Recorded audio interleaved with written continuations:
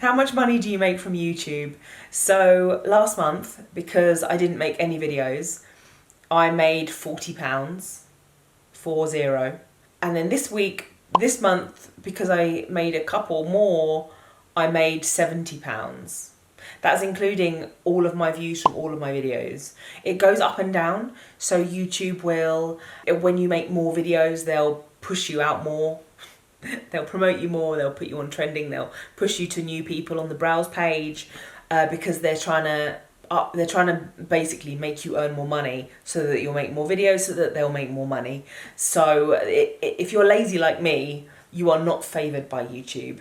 So I think everyone thinks that because, you can get, for instance, I've got 74,000 subscribers, and I think a lot of people think, wow, you must be earning a lot of money. No way. The people that earn the big bucks do the ads, do like 3 times videos a week, and are consistent. So I know what I need to do if I want to be raking it in and not struggling financially. But I don't want to be pumping. And my friend Leah once said it perfectly. She said, I don't want to be pumping the world full of crap. And that's exactly, I mean, I do it occasionally, but I don't. I want to film when I feel like there's something to film, not just because, it's Monday, I've got to make a video. So yeah, that's how much I earn on YouTube. I think the most I've ever earned in a month for YouTube is about £500. And that was last year when I was making 3 a week. But then I stopped and the money went down and stopped. So, do you believe in God? I don't know. I feel like I believe there's something, but I'm not spiritual. I've never really known. I didn't come from a religious family, so I don't really know. I'd like to believe there's something, just because otherwise I think it would be quite lonely. But I don't pray. There's a church at the end of my road, and when it was lockdown, they put a massive banner up at the front of the church, and it just said, try praying. And I was like, oh, that sounds a bit aggressive. Then I do live in a dodgy area, but still, try praying. Ooh, been asked, did your ex cheat on you? No. Well, not that I know of, but I definitely don't think so. Would you eat something you've dropped on the floor just for a few seconds? 100%. I was going to say ice cream, no. Like, just, ugh. But yeah, definitely would. I mean, it depends what floor. If it was my floor or a friend's floor, yes. If it was like in a restaurant, no. Obviously COVID, but no. You seemed so happy when you were thin. Was it all fake or was some of it authentic? I think I was not aware of the hurt that I was going through. I think I was so submerged in, let's say, diet culture again, that I didn't. I kind of thought, well, I've done it. I've lost weight, so I should be happy. I wouldn't say it was fake because I don't consider myself a fake person, but I definitely, now with hindsight, I think I was a lot more unhappy than I let myself be aware of. Do you get down about how much weight you've gained despite how much hard work you've done? No. Are you considering deleting old content? No, because it's my life. It's my life. It's now or never. Yeah, it's my life. I'm gonna live forever. Yeah, no. It did pass my mind. It did pass my mind once. That didn't make sense. I did think about it once, but no. So somebody actually messaged me the other day and said, I'm really happy you've left it all there. So I was like, I am a hero. So no. What's your shoe size? UK size 8.5. 8.5. I've got big feet. And your favourite thing about yourself? Right now, my hair, if you're going physical. I think I'm quite kind. I've got like an edge that I can be horrible, but can't we all? But I think I'm kind and thoughtful. That's probably my favourite thing. And I'm hilarious. I'm just an all-rounder. Your emotions about the journey from being in a serious relationship to being single. Good question. It's been a rocky one, I suppose. I don't think I gave myself credit for how much my relationship affected me. in a negative way, and I'm definitely 100% still healing from it. But being single, like I remember when I was in the relationship, and I can remember thinking, wow, I just love a studio in Harlesden, which is where I live. I just love a studio in Harlesden again, to just be on my own. And let me tell you, if you ever are in a relationship and you think about having a studio on your own away from the person you're with, you should not be with that person. Simple as that. Simple as that. Hands up if you've ignored red flags in the past. I'm just going to put both hands up because, yeah, I'm definitely enjoying being signal. I'm definitely enjoying being single. COVID is putting a big stop on that, isn't it? But yeah, I'm enjoying it. I want to know if you're going to be posting regularly. I miss you so much. I hope so. I hope so. Oh, have you dated lately? I have. I've actually been dating for about a year. Longer than a year. But COVID has obviously put a stop to it all, hasn't it? So, yeah, I know a lot of people who are dating and meeting randoms and copping off with them, whatever, but I'm not like that. So I've been an angel. And yeah, COVID can do one because, yeah.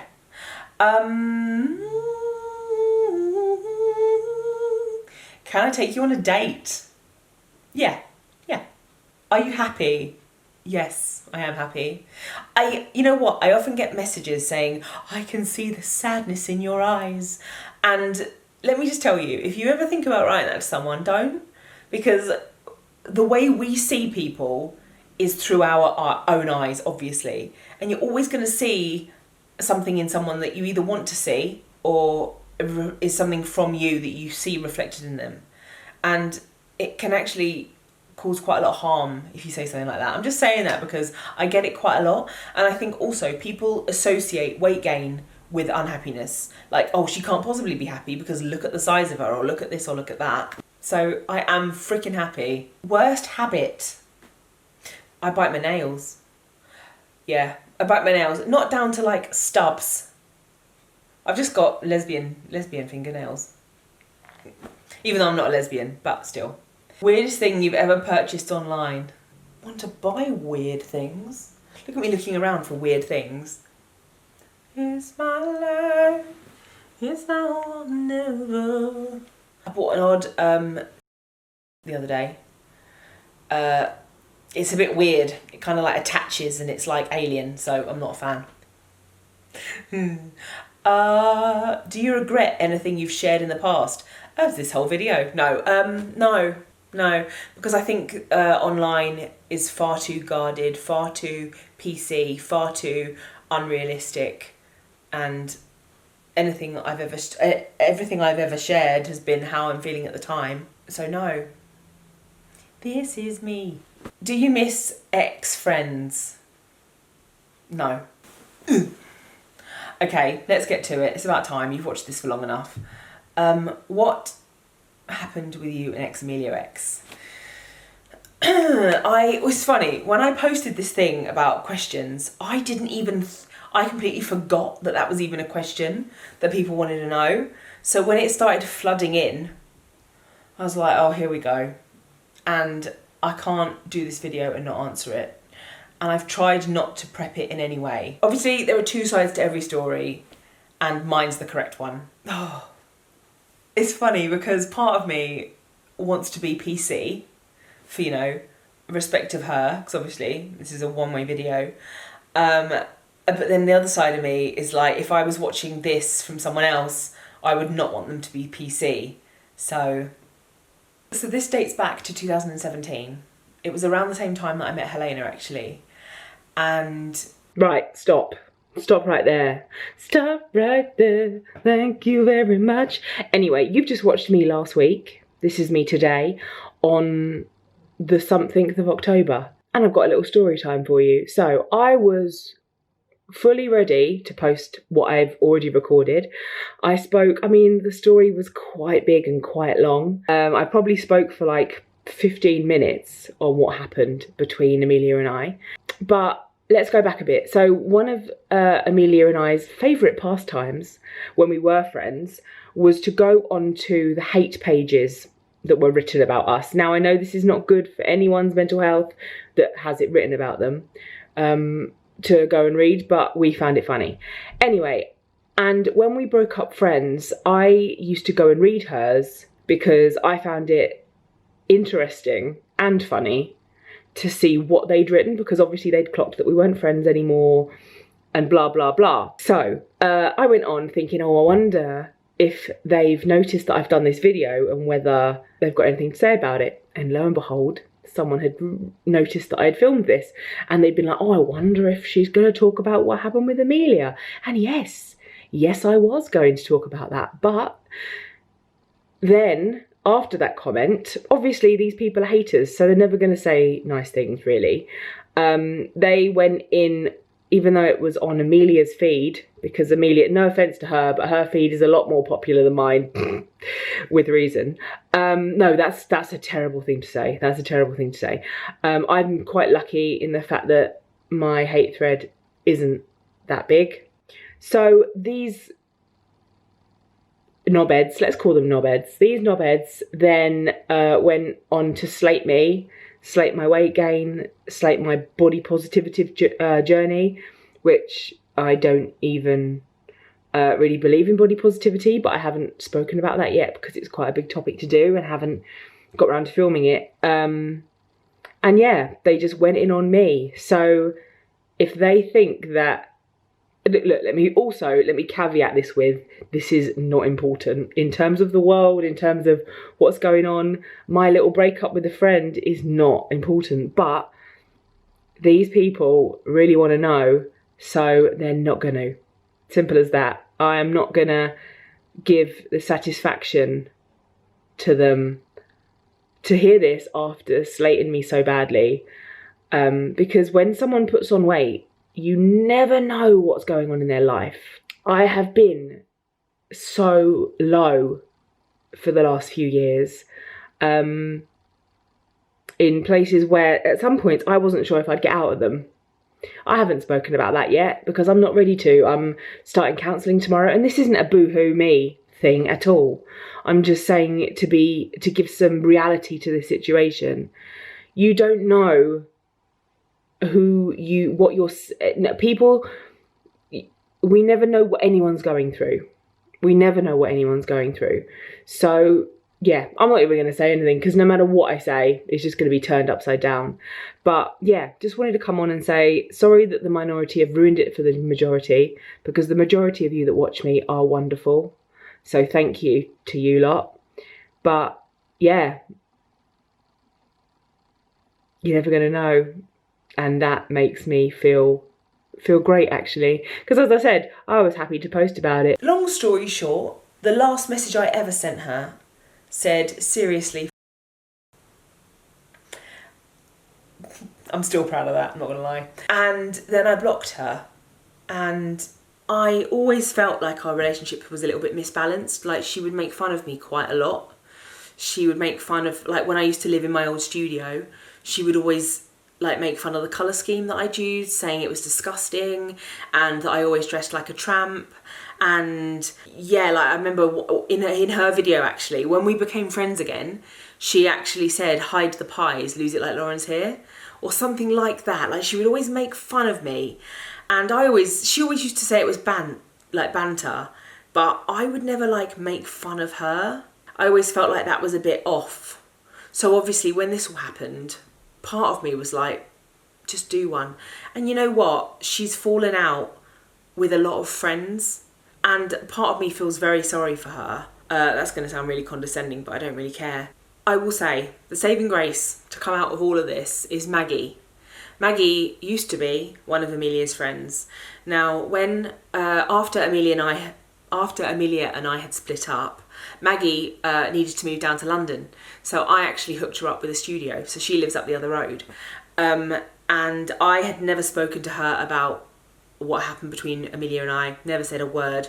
Even through moving her in and everything, I hadn't said, oh, have you seen Amelia? Whatever. I didn't want to bring up bring up anything to make anyone feel uncomfortable. I just kept what had happened between the two of us. Now I'm telling YouTube. But anyway, until something very similar happened to Maggie with Amelia. And obviously I'm not going to go into that at all because it's not my place to say it on YouTube. But Amelia was really out of order to Maggie during the most difficult time in Maggie's life. She was very selfish, she was very many things. Anyway, Maggie and I are now really good friends. I consider her to be one of my closest. She is one of the most thoughtful, loving people I've ever known. It definitely did make me feel better when I found out everything that had happened with Maggie. Also, I found out that Amelia had tried to paint me in a really bad light to Maggie, like really bad. And Maggie actually showed me some of the messages. And I then showed Maggie my messages, and Maggie was horrified at the way I'd been portrayed when that wasn't the case at all. Anyway, this is all to say, we need to normalise friendships ending. We need to normalise that some people aren't meant for us, whether that's relationships, whether that's friendships. Not everybody is meant for us. What also made it more difficult was when Amelia was going through these hard times, she wasn't being real about it with her channel. And I felt like that was unfair because she comes across as this, oh, I'm such a real life person, I'm a real life blogger, blah, blah, blah, blah, blah. But then she wasn't being honest. And that made it, yeah. I'm just going to stop there because I could go on and on about this. So because I cut out 15 minutes of the video and it's now only 17 minutes, I know you guys like long ones. I'm going to answer some questions that I didn't answer before. So you'll get a few extra. What do you think was the biggest contributor to your weight gain? Yeah, originally it was that group therapy that I was in. In 2016, I started going to a group therapy that was led by the Women's Therapy Centre over in Archway. And at the beginning I thought, great, it's going to be amazing for me, I'm so lucky. But obviously everyone strives in different situations and I am just not good in a group situation. That mixed in with the fact that the severity of the different people in the group was too big, in my opinion. And I, like, to put it into perspective, when I would drive home from my appointments, I would have to put my radio up so loud it would like drown out my thoughts because I could not stop thinking about what the others were telling me. Like, for instance, one of the ladies had been in a physical and mentally abusive relationship for like her whole life, and she was still living with the consequences even though it was over, all these things. And this other lady was incredibly depressed, and don't get me wrong, my heart goes out to them and I miss seeing them, I miss chatting, I miss that what's the word, connection that we all had. But it was just too much for me. I couldn't handle it. And I would come out of the appointments, the sessions, and I would go to McDonald's and I'd just get such a massive meal and just binge on it. And then I met Helena. So I gained weight because I was happy in a relationship. And then my weight continued to go on because I was sad in a relationship and I didn't know what to do. And here we are. And then and then break up, and then life, and then lockdown, and all these things that just... life, basically. Facebook says that you like BetterHelp. Is this true? And so, what do you think of it? Very formal, LOL. BetterHelp. Yeah, I think BetterHelp is a great service. I've worked with them before, and they basically do online counselling. So you can do either like Skype, you can do telephone consultations, or you could do like a live chat. And yeah, it's really good. So they do financial aid if you're struggling. And yeah, I really rate them. I think it's good because I think we all should be having therapy. And unfortunately it's not accessible to everyone and it's not free to everyone. So the fact they do financial aid is a brilliant thing. What do you want most out of life? Right now, I just want a stable relationship with food. And a stable relationship with my body, because I feel like once I have that, I mean, I've pretty much got that at the moment. That's my foundation. I've been thinking about it recently. Like I've put my life on hold so much because of how I'm feeling and how I think I'm not ready and how I'm feeling like I'm too fat and too this and too that, and that's never the case. That's all lies we tell each other. We tell ourselves because that's what we've been taught. Do you believe in non-monogamy? I do believe in non-monogamy. I think if it works for you, that's great. It's something I've actually been thinking about. Would have to try and test because don't know how that would work. I think the whole monogamous thing works for some people, don't get me wrong, but I'm not sure if it's how I could live my life. Being a bisexual woman, I always worry, like, what if I want one thing but then want another, and yeah, it's all a bit of a mind boggle for me. For the last however many years, for the last 4 years, I've only dated women. So maybe it's time to visit D-Town again. Who knows? Anyway, yeah, I'll put in the outro I've already filmed now. Cheers. Okay, let's end on a high. What's your virginity story? Well, firstly, virginity is a social construct created by men to, yet again, shame women for using their bodies and their own autonomy. But it was quite, well, it was quite late in my life. It was when I was about 21, and it was with my boyfriend. Very boring. The end. Thank you for that. That was to myself. Hope you enjoyed that. I really am going to hate editing this because if you would like to buy me a coffee to say thank you for the labour I've just put in. No, I'm joking, but my coffee link is below. Hope you enjoyed it. Yeah, hopefully you'll see me again in the not too distant future. So thank you for being here. Thank you for watching. I love you and see you soon. Mwah! Bye. I'm just gonna wait. Oh. Good night.